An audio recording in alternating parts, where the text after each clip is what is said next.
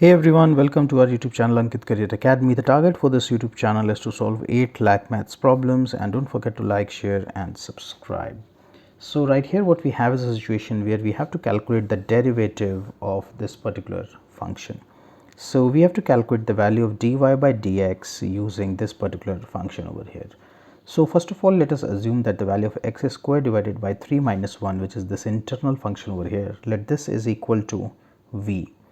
And so that means the value of sine of x square by 3 minus 1, which is internally this function, would be equal to sine v. Let us take this value as u.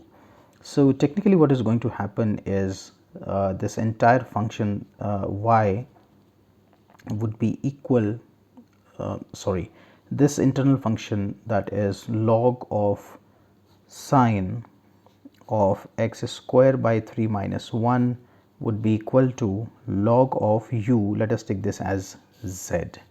So now if you notice, the value of y comes out to be square root of z, the value of z comes out to be log of u, and the value of u comes out to be sine of v, and the value of v comes out to be x square by 3 minus 1.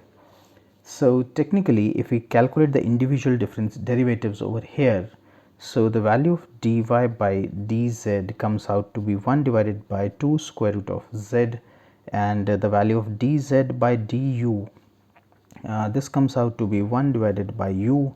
Then the value of du by dv comes out to be cos of v, and the value of dv by dx comes out to be 2x by 3. So now if you notice, we'll use a simple concept that initially we have to calculate the value of dy by dx.